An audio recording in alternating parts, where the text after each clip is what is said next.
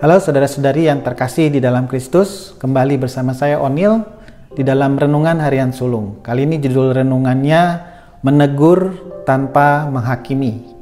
Ya, mungkin kita perlu mencek tipe-tipe orang ya, terutama kita cek diri kita sendiri. Anda cek diri Anda, saya cek diri saya sendiri. Kira-kira kita tipe orang yang seperti apa dalam hal menegur ya. Misalkan kita mungkin tipe orang yang suka menegur, tapi ngomongnya basa-basi, nggak langsung, jadi muter-muter karena kita takut untuk ngomong langsung gitu. Kemudian kita mungkin tipe orang yang suka menegur, tapi kata-katanya langsung keras, jadi langsung kayak nusuk gitu, begitu kita ngomong ya. Kemudian kita nggak suka menegur, mungkin tipe orang yang nggak suka menegur dan suka menyimpan segalanya di dalam hati aja. Kita nggak ngomong sama orang lain gitu, kita pendem dalam diri kita. Atau kita mungkin tipe orang yang tidak suka menegur juga, tapi kita punya identitas bahwa kita tuh orang baik yang harus ramah sama semua orang, sehingga kita nggak mau ada masalah, nggak mau berantem gitu. Jadi kita nggak suka untuk menegur orang gitu. Atau mungkin kita orang yang suka menegur, tapi menegurnya itu lewat orang lain. Nah ini yang dibilang gosip ya saudara-saudara. Dan tentunya yang terakhir ini kita tahu banget bahwa ini nggak sehat gitu. Nah jadi gimana nih soal menegur nih? Nah di Alkitab itu sebetulnya ada kata jangan menghakimi gitu. Tetapi di Alkitab itu juga ada kata saling menegurlah satu sama lain gitu. Nah ini gimana ya caranya? Kok di satu sisi kok disuruh jangan menghakimi, tapi di sisi lain kita disuruh menegur. Coba kita lihat Alkitabnya dulu ya, firmannya di Matius 7 ayat 1. Nah di Matius 7 ayat 1 itu saya bacakan untuk saudara. Ini tentang hal menghakimi ya. Matius 7 ayat 1. Jangan kamu menghakimi supaya kamu tidak dihakimi. Nah jelas banget ya, suruh jangan menghakimi. Jadi gimana ya kita negur tapi suruh jangan menghakimi. Nah terus di satu sisi mungkin kita lihat dulu ya ayat yang menegur ya. Matius 18 ayat 15. Ya kita lihat. Matius 18 ayat 15 berbunyi seperti ini. Tentang menasihati sesama saudara. Tentunya saudara seiman ya. Ayat 15, apabila saudaramu berbuat dosa, tegurlah dia di bawah 4 mata, jika ia mendengarkan nasihatmu, engkau telah mendapatkannya kembali. Tegurlah dia ya.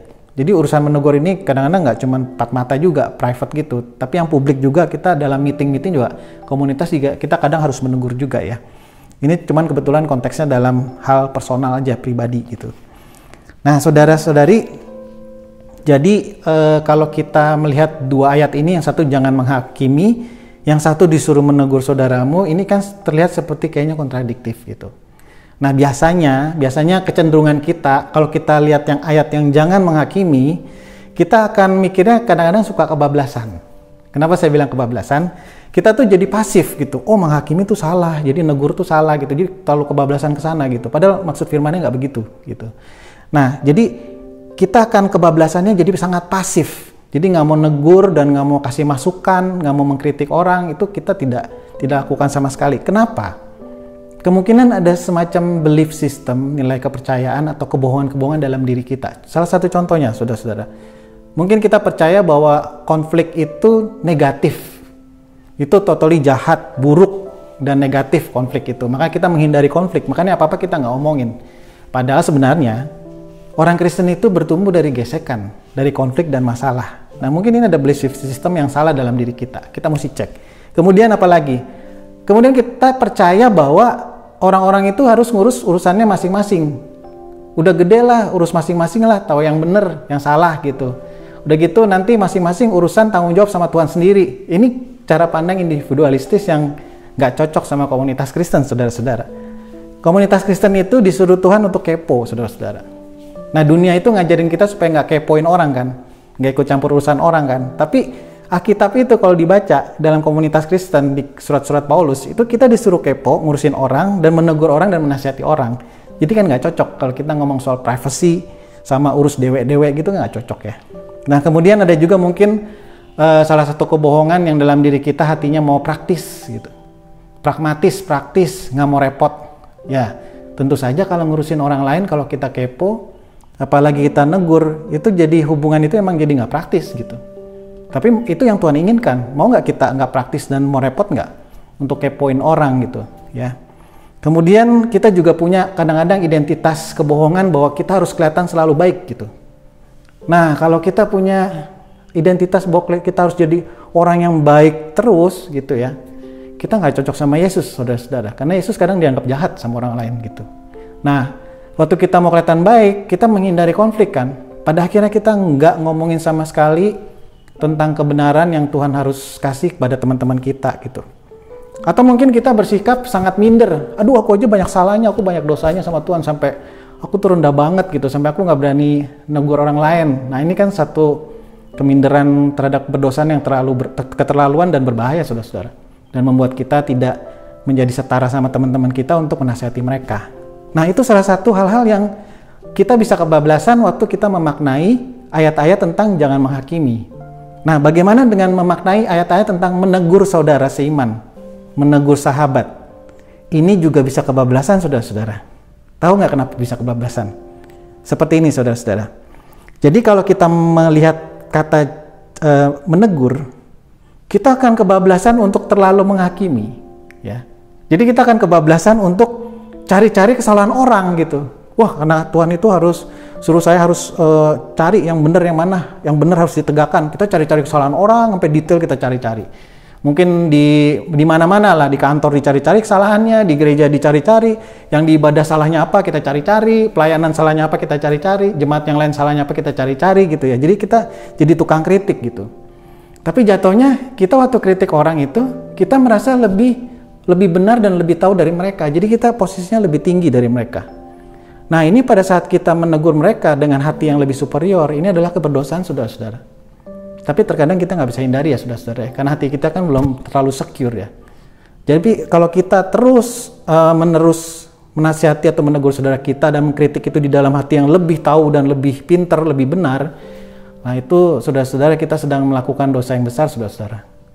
Karena motivasi menegurnya yang salah gitu. Nah, kemudian kita juga punya motivasi menegur karena suka cari kesalahan orang, pengen menghakimi, pengen mengkritik orang, akhirnya itu jadi kebutuhan, dan kita pikir dengan kritik kita itu orang bisa berubah gitu. Jadi kita seakan-akan punya kekuatan untuk merubah hati orang dengan omongan kita. Saudara-saudara, kalau saudara baca di Alkitab, di mana-mana itu tulisannya yang merubah hati itu Roh Kudus gitu. Jadi omongan kita itu nggak bisa ngerubah orang sebetulnya, secara hati ya. Hati itu yang merubah Roh Kudus. Kalau omongan kita bisa merubah orang karena omongan kita dipakai sama Roh Kudus gitu. Nah, itu sebetulnya dasar alkitabiahnya. Nah, jadi kita menjadi terlalu superior pada saat kita menyikapi kebablasan menghakimi jadinya. Waktu melihat ayat-ayat yang menegur. Nah, ini kan jadi kita nggak seimbang ya. Waktu lihat ayat-ayat jangan menghakimi, kita terlalu pasif. Waktu melihat ayat-ayat menegur, ada berapa orang ambil itu dan akhirnya jadi terlalu kebablasan cari-cari kesalahan orang lain dan kesalahan komunitas gitu. Nah, bagaimana kita bisa seimbang, saudara-saudara? Jawabannya di mana, saudara-saudara? Ada di Injil, saudara-saudara, jawabannya. Dan ada di dalam diri dan pribadi Yesus. Itu selalu jawaban daripada ketidakseimbangan dari kehidupan kita, saudara-saudara. Semuanya ada di dalam Yesus. Nah, Yesus itu bisa menggabungkan antara jangan menghakimi dengan menegur. Artinya apa? Yesus itu selalu menegur orang dengan tidak menghakimi. Artinya Yesus itu punya karakter itu bisa menegur di dalam kasih. Nah, kita coba lihat ya. Salah satu contohnya di Yohanes 8 ayat 7. Kita lihat, saudara-saudara. Nah, di Yohanes 8 ayat 7 itu kisah tentang perempuan zina yang dibawa ke depan Yesus sama ahli-ahli Taurat itu mau dilempari batu. Karena memang ahli Taurat itu mau ngetes Yesus. Nih, Yesus mau ngapain nih sama perempuan yang berzina ini? Kan hukum Musa bilang harus dilempari batu ya. Nah, kemudian yang terjadi seperti ini. Yesus ini menjawab seperti ini. Barang siapa di antara kamu yang tidak berdosa, hendaklah ia yang pertama melemparkan batu kepada perempuan itu. Nah, begitu Yesus tanya, kan tadinya seru tuh mau lemparin batu aja kan, ini berdosa nih, mau dilemparin nih gitu ya. Terus Yesus tanya, ada nggak yang nggak berdosa? Silakan lemparin duluan. Mereka mikir, mereka baru nyadar sebetulnya mereka semuanya punya dosa banyak. Cuman mungkin bukan zina aja, mungkin yang lain-lain gitu. Mungkin juga ada di antara orang itu yang zina juga gitu. Jadi kita terkadang lupa, saudara-saudara, waktu kita menasihati orang, menegur orang, itu kita terlalu menghakimi sampai menganggap bahwa mereka itu lebih rendah dari kita dan mereka yang berdosa, kita itu orang benar. Nah, dalam diri Yesus itu nggak ada hal-hal seperti itu. Dia nggak punya sifat itu. Dia selalu melihat dirinya dengan manusia lain itu sama, gitu. Keberhargaannya sama, ya. Jadi waktu disuruh lempar, yang nggak berdosa suruh lempar, ya otomatis nggak ada orang yang bisa lemparin wanita itu karena nggak ada orang yang berdosa. Nah, sikap kita waktu kita menegur orang lain adalah orang berdosa yang menegur orang berdosa, gitu. Nah, itu kita menjadi setara sama mereka waktu kita memberikan masukan, nasihat dan teguran, gitu. Nah, setelah itu perhatikan saudara-saudari di dalam ayat ke-11. Lalu kata Yesus, "Aku pun tidak akan menghukum engkau." Setelah orang-orang pergi semua ya. "Pergilah dan jangan berbuat dosa lagi mulai dari sekarang." Nah, ini lihat, perhatiin di sini Yesus itu menegur loh si perempuan yang berbuat zina itu. Jangan berbuat dosa lagi. Tapi sekarang saudara-saudara perhatiin. Yesus itu menegur setelah dia berelasi dengan perempuan itu dengan apa? Dengan membela dia loh saudara-saudara. Jadi Yesus tuh nggak kayak gini. Orang-orang mau timpuk batu nih. "Oh iya nih, kamu salah nih ya, kamu timpukin aja." Dia nggak gitu. Tapi dia bela. Setelah dia bela, orang-orang itu pergi, dia membela. Perempuan itu ditegur. Udah tuh orang-orang itu udah pergi, saya udah bela, ya bela kamu jangan berbuat dosa lagi ya. Jadi yang ditabur itu kasih dulu, penerimaan, pembelaan, kemudian dia baru menegur. Lihat ya bagaimana truth-nya itu dibungkus dengan kasih ya. Nah, sekarang kalau coba kita lihat dalam kehidupan kita sehari-hari. Misalnya gimana menerapkan tentang jangan menghakimi dan menegur, atau menegur dengan tidak menghakimi itu di dalam kehidupan keluarga. Orang tua ke anak, kalau misalnya orang tua terlalu menghakimi ke anak ya, mungkin orang tua yang manjain dulu ya, terlalu loving ya, terlalu membebaskan, terlalu terima gitu ya. Jadi kita nggak menegur, terlalu pasif orang tuanya, itu akan membuat anak-anaknya menjadi terlalu manja dan nggak bisa fight spiritnya. Dan kemudian dia akan menjadi sangat lemah gitu dalam kehidupan. Ada orang tua yang terlalu saklek sama anak dan mungkin pendapatnya seperti ini. "Oh, anak kita harus dikerasin biar jadi." Nah, ini filosofi yang salah saudara-saudara. Kalau menurut saya, kebanyakan anak-anak kalau dikerasin memang secara luarnya perilakunya jadi. Tapi waktu dia melakukan produktivitas atau prestasinya, dia melakukan itu karena ketakutan saudara-saudara. Jadi yang dilatih itu hati yang takut gitu. Dan hati yang butuh penerimaan orang tuanya. Akhirnya kalau anak-anak gede melakukan pekerjaannya dalam rasa takut dan butuh diterima, itu menjadi berbahaya sekali saudara-saudara, secara kerohanian, jadi nggak sehat. Bagaimana dengan di gereja, di pelayanan, kita orang yang bisa nggak menyampaikan satu kebenaran, walaupun kadang-kadang ada orang yang nggak suka gitu, ada resikonya. Bagaimana dengan di kantor, di meeting-meeting? Kalau ada hal-hal yang tidak sesuai dengan kehendak Tuhan, mau nggak kita ngomong di situ? Dengan resiko apa ya? Mungkin ada bos kita nggak suka, atau mungkin bisa sampai kita diturunkan atau kita dipecat gitu.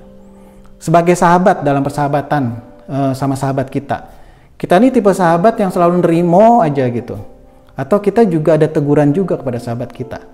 Kita pengen dia bertumbuh dalam Tuhan, kita menegur dia di dalam firman.